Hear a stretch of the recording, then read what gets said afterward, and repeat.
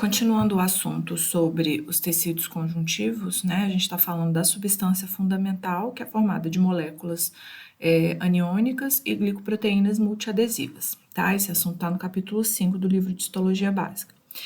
Então, a gente tinha visto agora um conjunto, uma estrutura glicoproteica, que a gente chamou de proteoglicanos. E agora eu vou falar com vocês de glicoproteínas multiadesivas.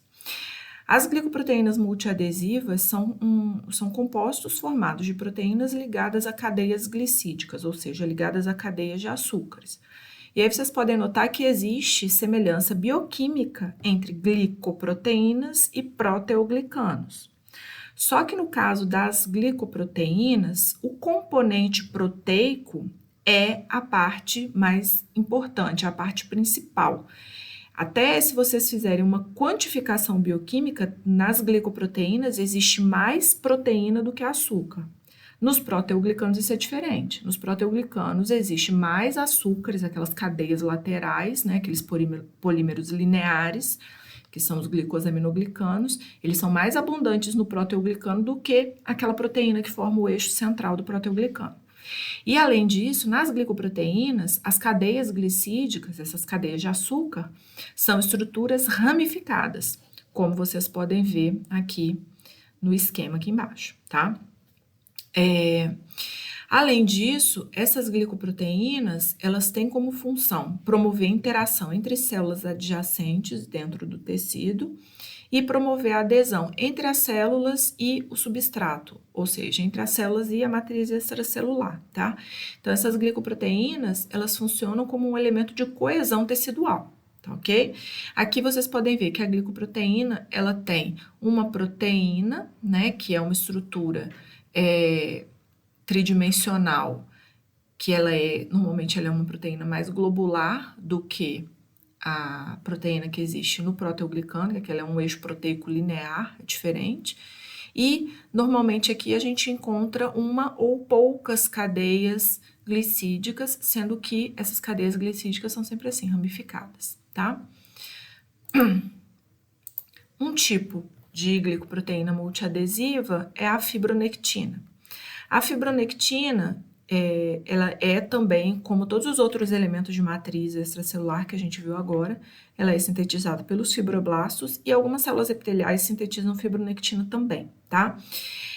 Aqui vocês estão vendo um esquema dessa molécula de fibronectina e vocês podem observar que nesse esquema estão representadas cores diferentes que mostram que essa glicoproteína, ela tem sítios de ligação diferentes, ou seja, ela consegue interagir com colágeno, aqui onde está a laranjinha, com a superfície celular e ela consegue interagir com glicosaminoglicanos, que são um exemplo aqui é a heparana. Então, a fibronectina ela é importante para funções de migração e de adesões celulares, tá?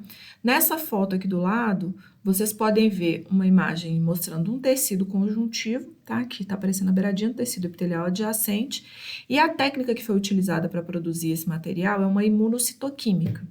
Isso significa que a gente usa anticorpos específicos para marcar onde tem fibronectina. Tá? Então, todos esses lugares onde está marronzinho são lugares de deposição de fibronectina, tá? Então, isso mostra a distribuição da fibronectina no tecido. Aqui é material de estroma de útero de camundongo. A outra glicoproteína mais comum é a laminina. A laminina participa da adesão das células epiteliais à lâmina basal, tá? Aquele elemento de lâmina basal que a gente já estudou. Só que a estrutura dela é um pouco diferente, né? É bastante diferente, na verdade, da fibronectina, porque ela tem esse formato aqui com 3 cadeias polipeptídicas trançadas entre si com o formato de cruz, tá? Uma cadeia alfa, uma cadeia beta 1 e uma cadeia beta 2, sendo que cada uma dessas cadeias tem receptores para estruturas específicas e sítios de interação com elementos teciduais diferentes, tá? Que vocês podem ver, ó, que aqui existe receptor para membrana celular, aqui tem um sítio de ligação com colágeno tipo 4, né? Aqui tem um lugar de interação com heparana e assim por diante. E essa foto aqui também é uma foto de material de histologia, né, produzido com reação imunocitoquímica, só que aqui onde está marronzinho, o que a gente está vendo aqui é a deposição de laminina, tá? Que é essa outra glicoproteína que a gente está vendo agora. Então, vocês podem observar que entre o tecido epitelial, que está aqui, e o tecido conjuntivo, que é a região de lâmina basal, a gente encontra a deposição de laminina, né? E em outras regiões do tecido conjuntivo também. Bom, o outro elemento que constitui a substância fundamental da matriz extracelular é o fluido tissular, tá? Então, além de ter esses elementos que a gente estava vendo aí na matriz, a gente tem esse chamado fluido tecidual, ou fluido tissular, que inclui íons e substâncias difusíveis. Esses elementos normalmente são semelhantes aos elementos do plasma sanguíneo, e esses elementos apresentam uma pequena porcentagem de proteínas plasmáticas de baixo peso molecular. Por quê? Porque são proteínas que conseguem sair do plasma sanguíneo, né? Elas conseguem sair de dentro dos vasos sanguíneos e passar para o fluido tecidual graças à pressão hidrostática do sangue, tá? O fluido tecidual, né, esse material que ajuda a preencher os espaços do tecido conjuntivo, ele é o que dá a característica de edema no nosso organismo, tá?